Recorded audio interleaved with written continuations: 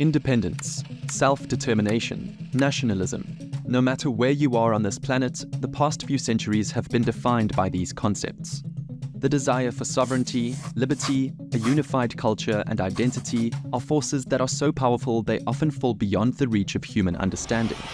When the Age of Revolution came to pass during the late 18th and early 19th century, our whole world was changed. Suddenly, nations that previously hadn't existed were formed, and these states would go on to define the next 3 centuries. The way they interact with each other, compete for resources and security, and the way they defend their own unique cultures from perceived threats. This is what lies at the base of international relations in the 21st century. Because so many populations had such rapid success in creating their own nation-states when nationalism swept across the globe in the late 1700s, it continues to be the goal for so many groups today. The powerful force of self-determination, which says that the people in a particular area should be allowed to define their own laws, culture, and systems without influence from other outside groups or states, if anything, has become stronger with time. So what's changed? Well, today, even though these powerful forces still exist, they're less successful than ever.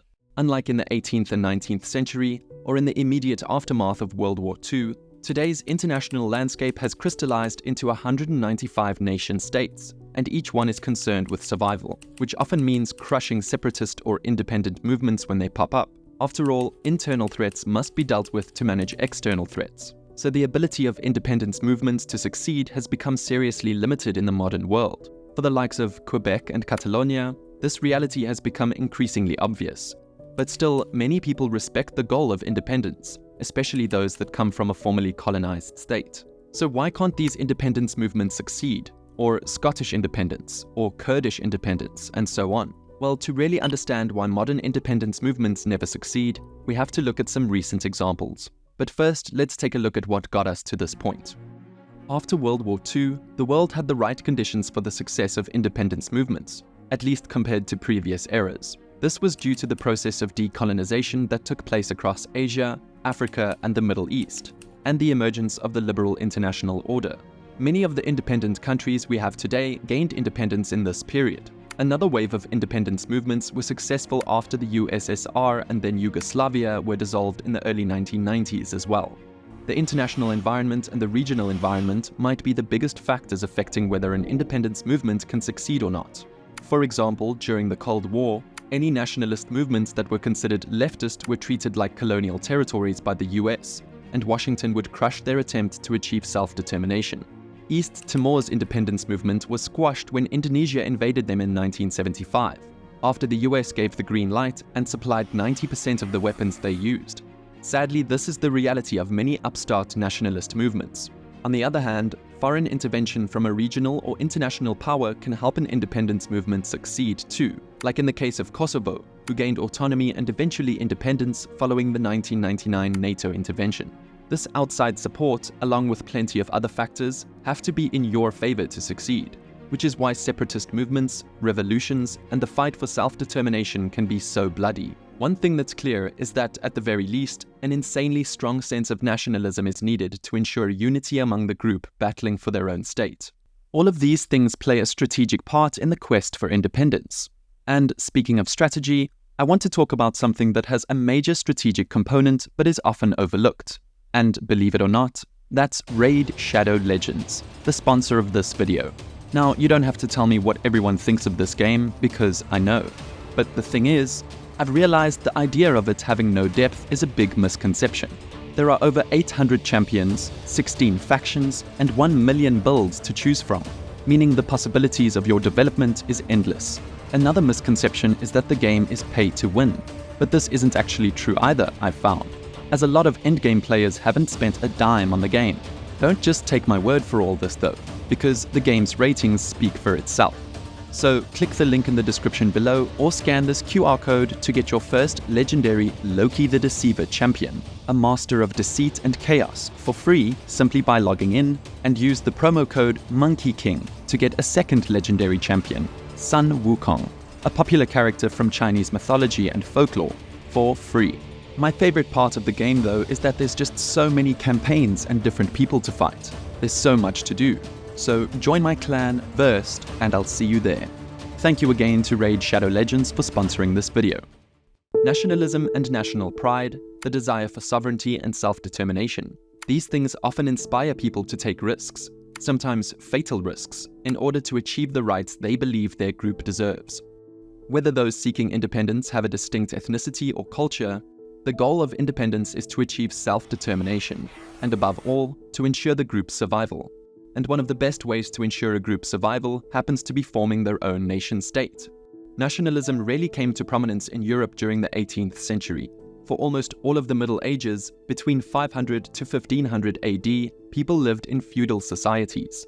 Monarchs were the absolute authority, feudal lords operated smaller territories, and nearly everybody else lived in serfdom. No human rights for all, no real due process. None of the things we value today in our institutions and societies. The Age of Revolution started the wave of nation-states. People all around the world revolted and succeeded in their independence movements. The many tribes and languages of Europe began to become consolidated under mutual identities.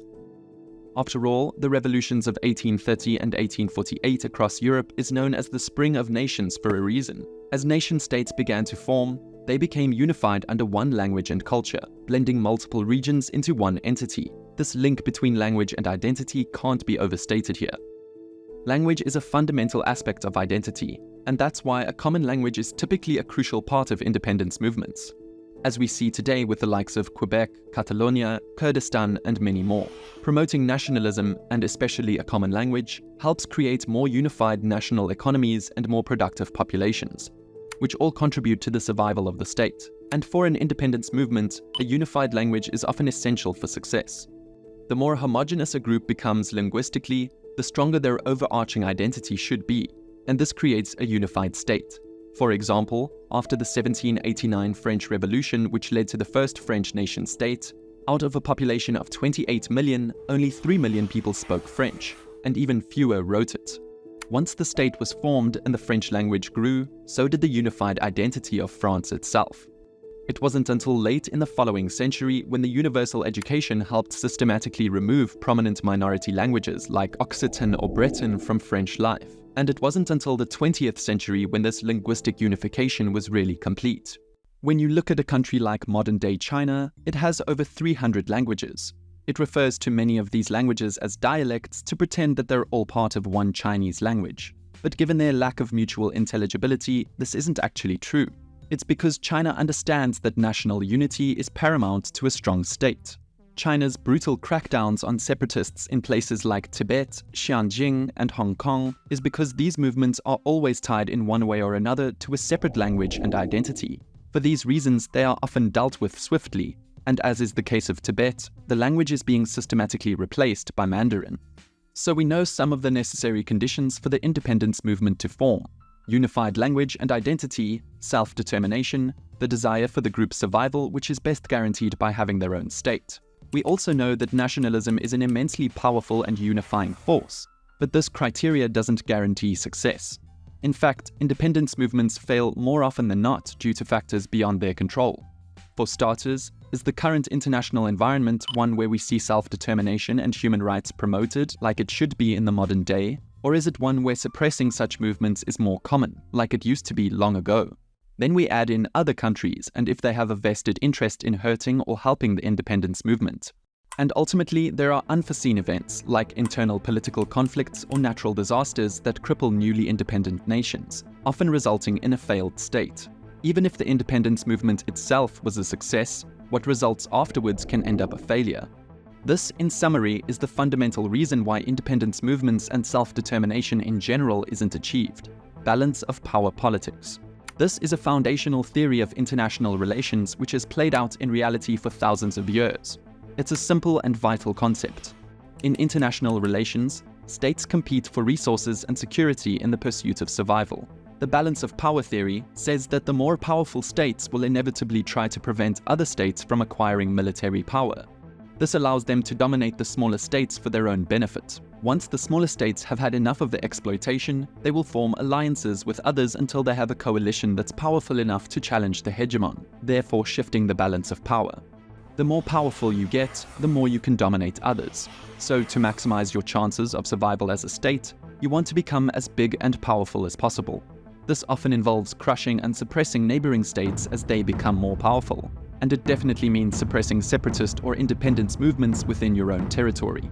Again, just look at China's treatment of separatists literally anywhere. It's simply not tolerated. Don't get it twisted either, the United States would absolutely not tolerate either.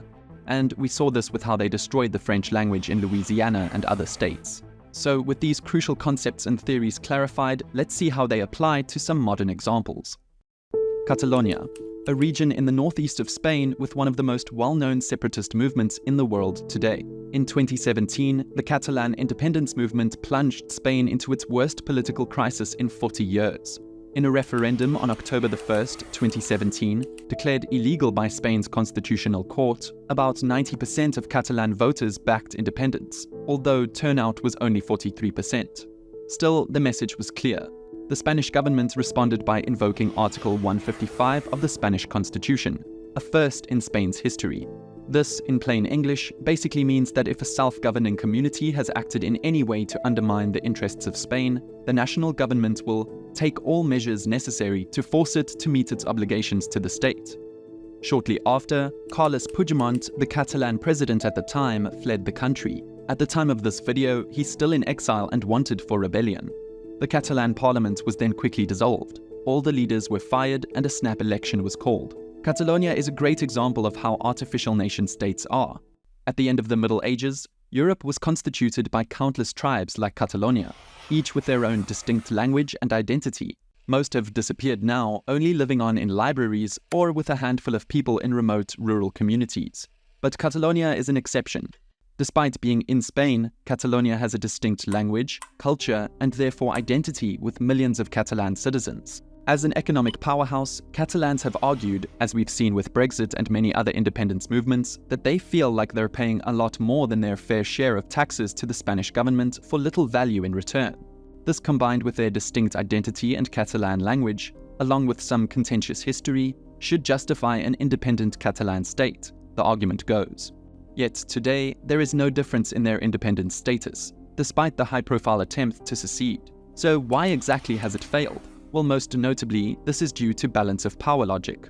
Even if they were granted nation-state status, they are the weakest state in the region. Nothing would be stopping Spain from forcibly taking Catalonia back for themselves, especially considering how important it is to them economically.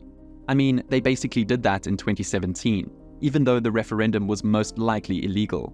It's the wealthiest region in all of Spain, accounting for about 20% of Spain's GDP. Without a military force, Catalonia cannot dictate the balance of power in their region. The Catalan People's Army were a paramilitary group in the 1960s during an earlier iteration of Catalan independence, but they were dissolved several decades ago. If another more powerful state came in and backed them militarily, it would maybe be possible. After all, this is what happened for Kosovo, who would never have formed an independent state without backing from the US and NATO. In fact, it was reported that a Russian group offered 10,000 soldiers and money to pay off Catalonia's debt to Catalan separatist leaders during their bid for independence, though it was declined. But perhaps in a future geopolitical landscape, if NATO were dissolved and security competition returned to Western Europe, Catalonia could see itself gain support from regional powers. But for now, they're stuck. Even though the international environment in recent decades is one where self-determination is celebrated, they don't have the military capacity or the great power element to support their movement. Nor do they even have every Catalan support either, to be honest. This is because another big problem with the independence movements in general is what usually comes after. Revolutionaries and secessionists often promise a way of life and guarantee certain freedoms which cannot be delivered once independence is gained. Once a nation is formed, the realities of resource competition, trade relations, and financial markets determine a big part of whether the newly formed state is viable or not. And good leadership is vital for managing these issues. For example, as soon as Catalonia declared independence, thousands of businesses, including major banks and energy firms, decided to move their headquarters out of the region. Just because Catalonia is rich now doesn't mean it would stay rich when everything is said and done. These companies are Spanish, after all. Under the Montevideo Convention, the traditional requirements for statehood are A. a permanent population, B. a defined territory, C. a government, and D. the capacity to enter into relations with other states. So Catalonia technically fits the bill for statehood, and it at least has a chance to be one of the rare examples of a fledgling state fulfilling the promises made by their secessionists. However, without international recognition from other states, this means nothing. One could assume that recognition of Catalan statehood by another nation would severely damage relations with Spain, diplomatically, economically, and militarily, and despite some factors being in their favor, Catalonia would realistically be less prosperous as an independent state. Independence would mean Catalonia drops out of the Eurozone, as typically states have to apply and meet certain criteria to use the euro.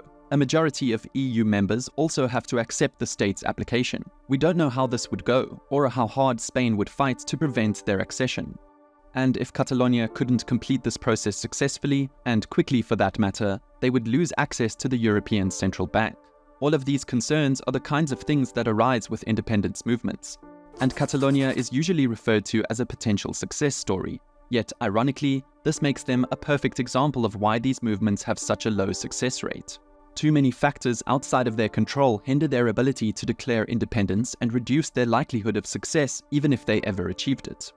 Quebec is another high-profile example of how hard it is to gain sovereignty, and their ability to lay the groundwork for independence from Canada has been a thorny issue for several decades now. Francophone nationalism, the desire for a solely French-speaking country, goes all the way back to the 16th century in Canada.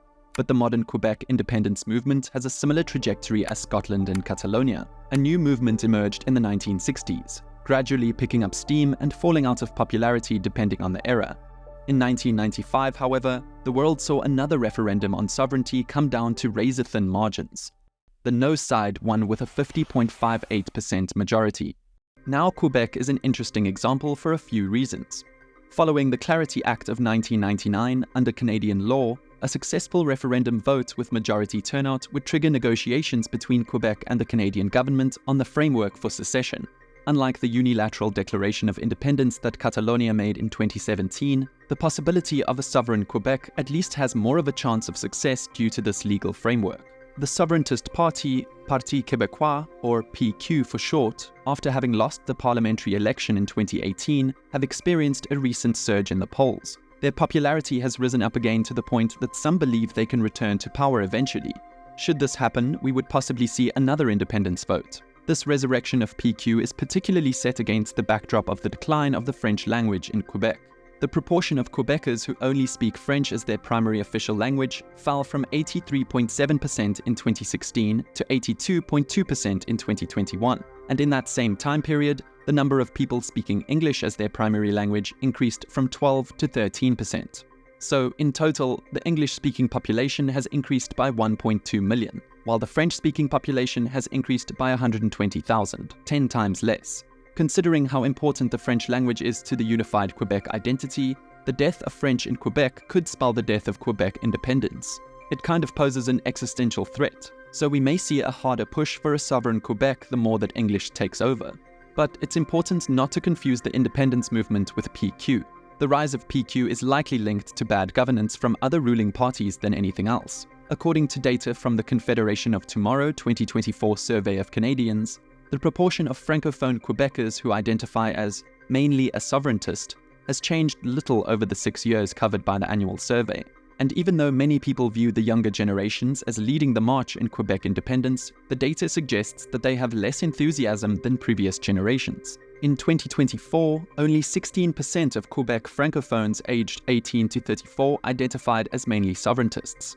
So, without discussing balance of power issues, the economic viability of an independent Quebec, or any of the other complicated red tape issues related to sovereignty, the lack of comprehensive desire for independence is a glaring issue behind the lack of success for Quebec. Even the current Premier of Quebec, François Legault, said in 2023 that an independent Quebec would be viable, but that, and I quote, "For the great majority of Quebecers, holding a referendum on sovereignty is quite simply not a priority."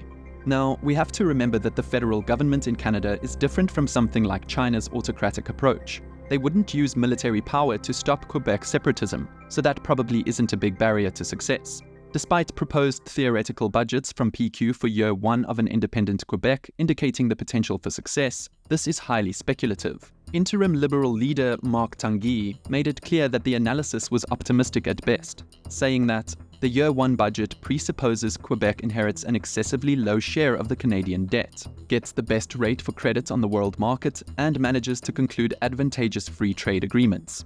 Other critics point to the fact that the federal government spends $15 billion more a year in Quebec than it collects in taxes, suggesting that the benefit of the federal government for Quebec outweighs the alternative. Once again, this brings us back to the failure of independence leaders being able to come through on the promises they make to their supporters.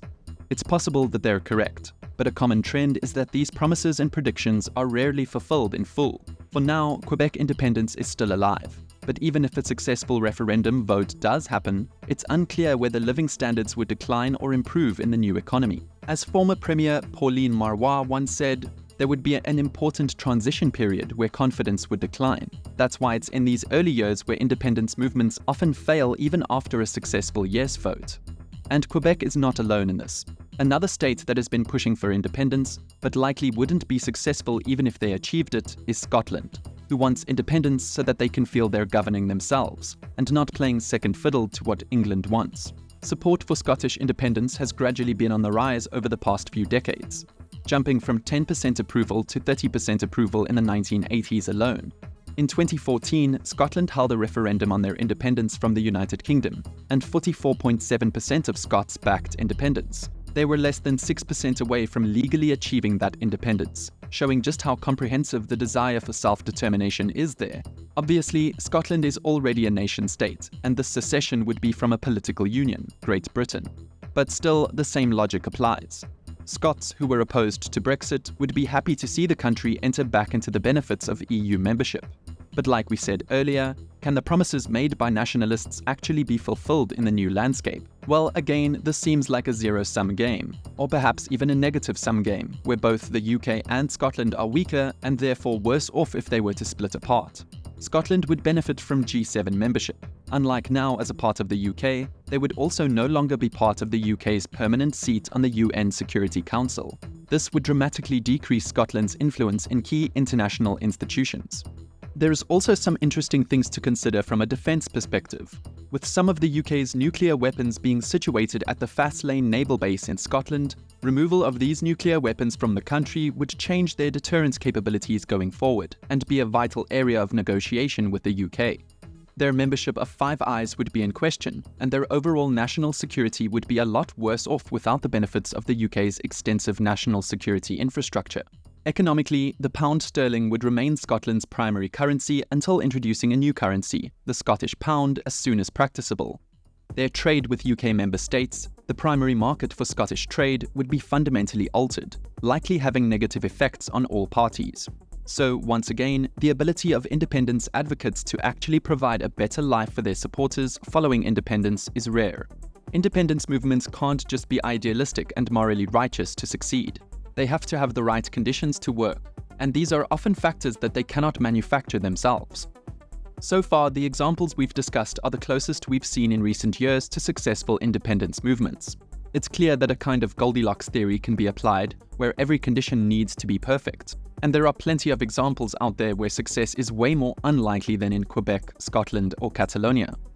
Palestine has to be mentioned as a core example of self-determination never seeming to be enough for success. But, well, their situation would take way too long to go into for this video. Due to the constantly worsening security landscape in the Middle East, balance of power politics plays a big role in the failure of self-determination. Kurdistan is another great example of this.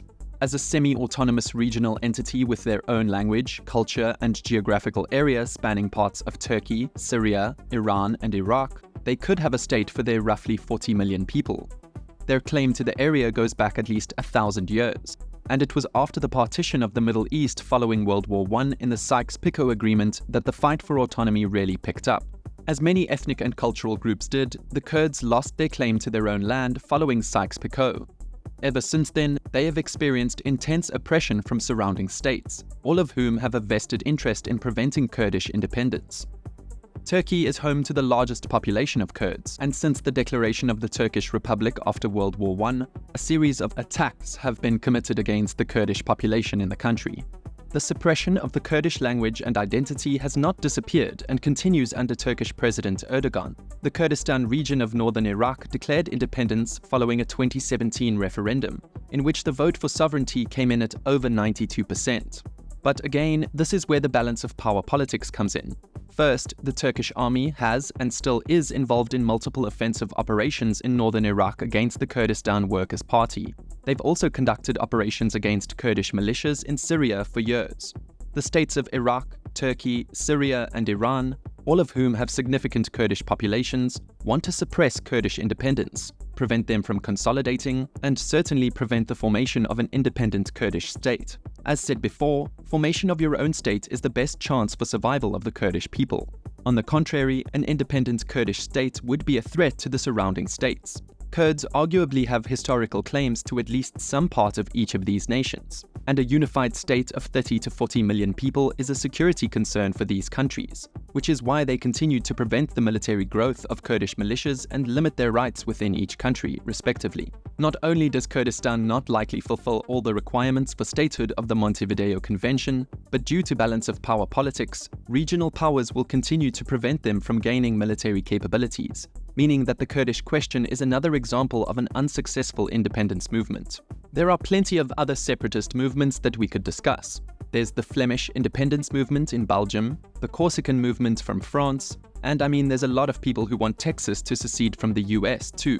But one thing is becoming clearer and clearer the further we get into the 21st century, and that is when a larger power in your region wants neighboring countries to get in line, they often not only have the capabilities to do it, but they are more than willing to take military action to force that country to capitulate. As we're seeing with the Russian invasion of independent Ukraine, increased security competition will likely mean fledgling separatist movements will be crushed more frequently. The days of the US trying to, quote, force liberal democracy on the world isn't viable anymore, and the last 30 years have shown a failure of liberal hegemony and interventionism. And if independence movements weren't particularly successful during the era of liberal hegemony, they are really not going to work during this era of multipolarity. Thank you for watching. Thank you for watching, and thank you to Raid Shadow Legends for sponsoring this video. Don't forget to click the link in my description below to get started today. I'll see you in the next video.